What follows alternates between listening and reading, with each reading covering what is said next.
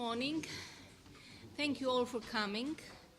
Welcome to the Institute of Social Sciences and to our conference on Xenophobia, Identity, and New Forms of Nationalism. And now Vojin Rakić, head of Center for Philosophy, will open the conference.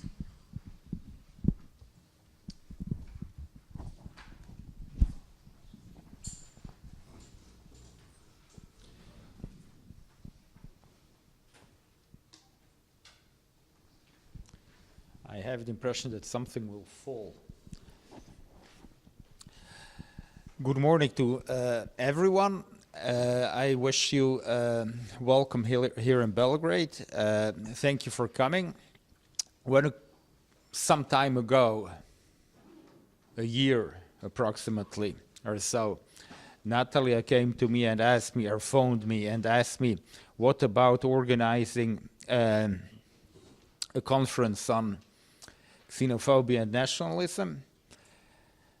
I said that it is a wonderful idea, and we came up with immediately, both Natalija and myself, with Vladimir Milisavljević, who is here next to us, as the person who could be, together with Natalija,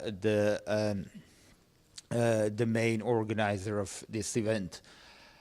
Also, I have dealt myself with nationalism for various years. I abstained this time from delivering a presentation. I would like to thank, apart from all of you who came, also the director of the Institute for Social Sciences, Dr. Goran Bašić, who really helped quite a lot in various ways to make this conference come to a success. And I would really like to congratulate all people who were involved in the organization, like Vesna and others who did much of the work to make this event take place. So I wish you all a fruitful and pleasurable time here in this institute and in Belgrade in general. The pleasurableness will experience an ecstasy at 8 o'clock when we go to a restaurant, and but before that we are we will have presentations and talks which hopefully will open up various themes that are in one way or another connected to the issues of identity, nationalism, and xenophobia. And now I hand the word to whom? I can just keep the... Thank you, Vojin. I would like to stress how important Vladimir Milisavljević was in this, because I was actually inspired to go back to thinking about nationalism through reading one of his articles, and he shaped the general call for papers or explanation of the theme. So I will let him say a little bit more about that. Thank you, Natalija, for underlining and emphasizing my role, which is truly not so important as you say. And in my turn, I would like also to say that it was Natalija's merit to be the spiritus movens of this conference and a perfect organizer. First of all, I would like to wish in my turn a warm welcome to our guests, as well as to all the participants of our conference, and to thank you for being here with us. It is truly a blessing and a great pleasure to have among us outstanding philosophers and social scientists from different countries, some of whom have undertaken a long journey to respond to our invitation, to have an occasion to hear them and discuss with them on issues that matter to all of us. Xenophobia is one of the main topics we are going to deal with in the next few days, and perhaps for a much longer time. But I sincerely hope that our guests will find that the spirit of xenophilia prevails at this conference, as well as in Belgrade and Serbia in general. Let me now say a couple of words about what has inspired our choice of the title of the present scientific conference: Xenophobia, Identity and New Forms of Nationalism. In the first place, it is the extraordinary persistence of nationalism as an ideology, which is, as stated by renowned authors in the field, capable of adapting itself to any social or political regime, or nearly so. But there is no adaptation without transformation, whence what we might call the protean character of nationalism. However, we wanted to focus on the present moment. So we put in the title the expression new forms of nationalism. Now, this expression isn't quite new. Even if it is more recent than Theodore Roosevelt's programmatic new nationalism, which is familiar to our American friends, it is at least a couple of decades old. But what we have had in mind is, if I dare say so, the profound change in the nature of nationalism, which we have witnessed in the very last years under the pressure of the so-called migrant crisis, which is a European, but not only a European problem. And if the words migration or immigration do not figure in the title of the conference, it is only because their connection to xenophobia, to the new forms of nationalism, and to politics of identity is so patent that those terms, as it seems to us, could be omitted with no prejudice to the understanding of our subject. One more word about xenophobia. Wouldn't it have been more appropriate to speak about misogynia, since one of the main features of the new nationalism is indeed the hate of foreigners? Nevertheless, we have decided for the word xenophobia, since it brings to the fore another trait of the phenomenon in question. And this is the fact that the new nationalism takes, apparently at least, and unlike its historic predecessor, the stance of withdrawal rather than the one of attack or advance, which is precisely characteristic of fear, phobos, as a political emotion, even if fear is often mixed with hatred. At the ideological level, one of the examples of this attitude is the endeavor to protect at any price the rights of a particular nation, and as we all know, it is, as a rule, one's own nation from the danger which is always supposed to come somewhere from the outside. Is this particularist posture merely a new maneuver, a ruse that parallels the hypocrisy of the traditional nationalism, which used to justify any action or policy which fostered the interests of one particular nation by placing it under the banner of universal values? If the answer to this question is affirmative, another question is raised. What is so novel in the new forms of nationalism? In case you haven't noticed it, I've just quoted the question from the title of the first presentations that we are going to have after the pause. Or else, if that answer is negative, how should we deal with the many faces of nationalism, with many faces of xenophobia? So these are, I presume, some of the difficult issues we are going to debate in the next 2 days. In the end, let me wish us all good luck and success in our work and in our exchanges. Thank you. Before I thank the Academy, I would like to thank everyone at the Institute, especially our young researchers and staff, for making it possible. And now, especially, I would like to thank the director who was so enthusiastic about the idea because his own work deals with nationalism and multiculturalism. And so,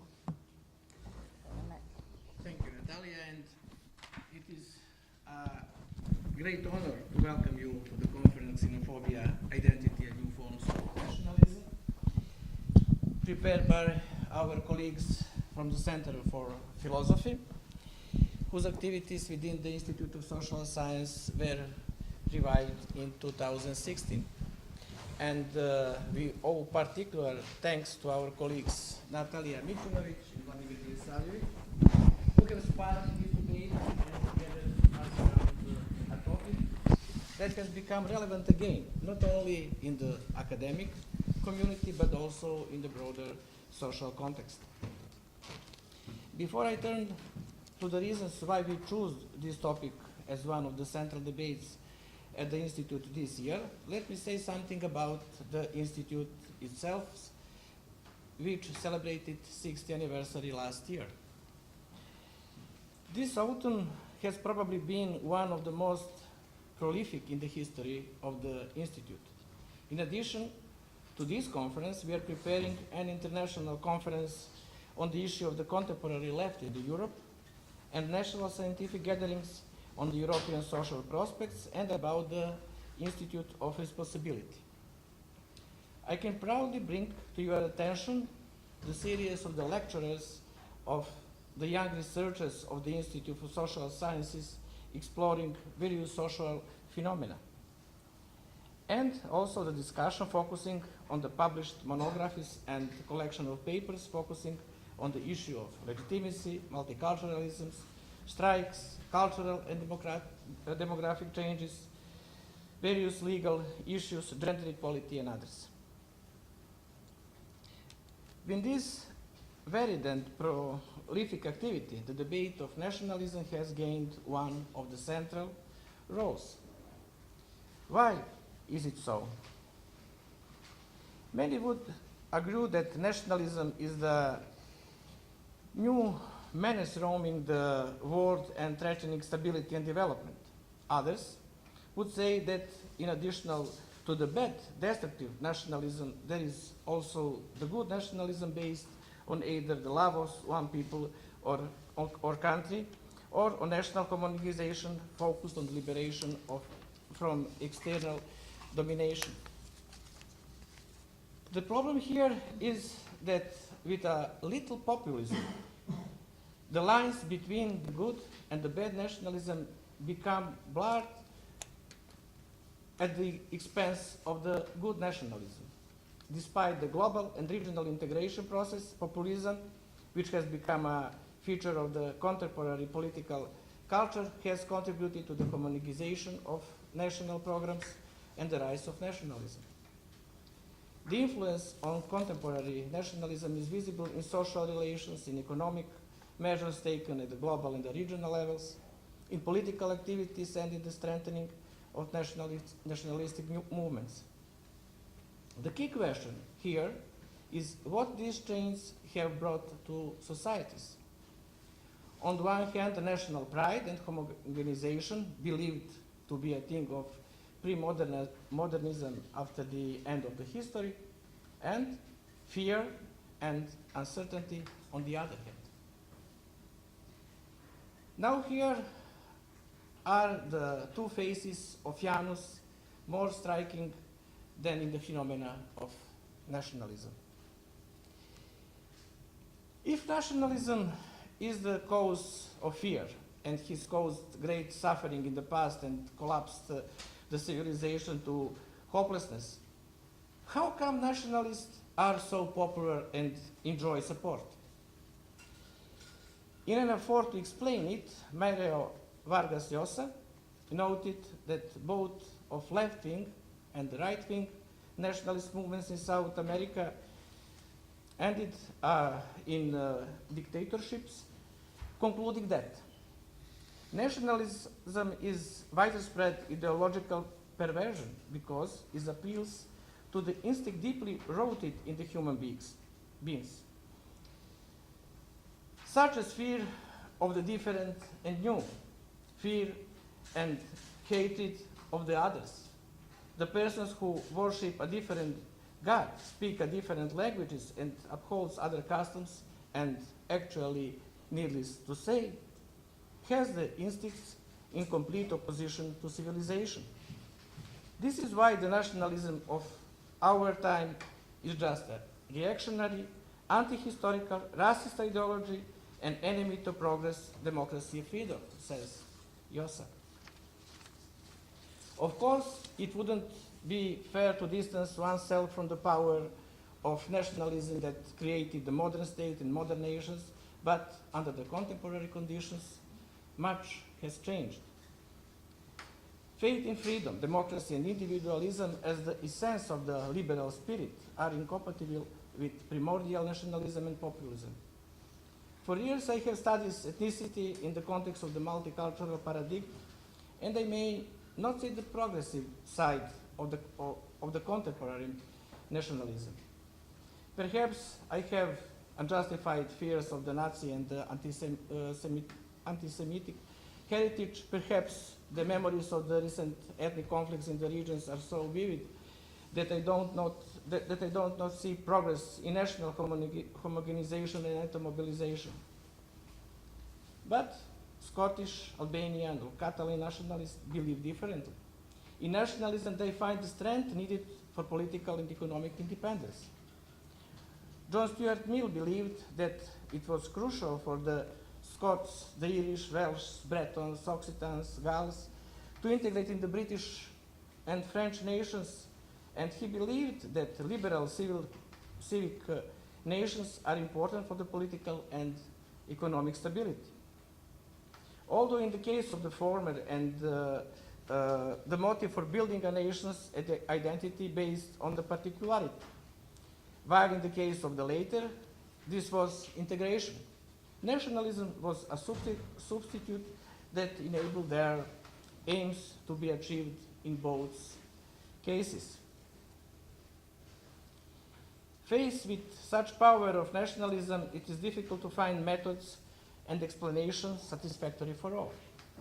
After all, even the large religions, such as Christianity or Islam, that are based on the notion of uniting people and faith and achieving peace and love, have not only failed to eliminate local nationalism, but have rather often kindled sparks and turned it in raging fires.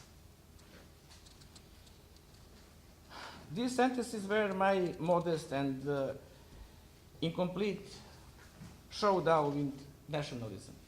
It was probably inadequate at this gathering, and inconsiderate towards all those who believe in the power of the good nationalism. But I'm sorry. In a few hours, on the end, I must say that in a few hours I will take part in the session of the Council Europe, and we discussed about the protection of national minorities in Europe, and I will deal with the consequences of the nationalism on the different manner. But this will prevent me from taking part in discussions here with you, and I regret this very much, because I will not able to hear interesting lectures, ideas, discussions. But I am, however, convinced that you will be successful, that the debate will be interesting, and I promise that I will help to the result of this debate will be published in the conference proceedings in the beginning of the next year. Thank you very much.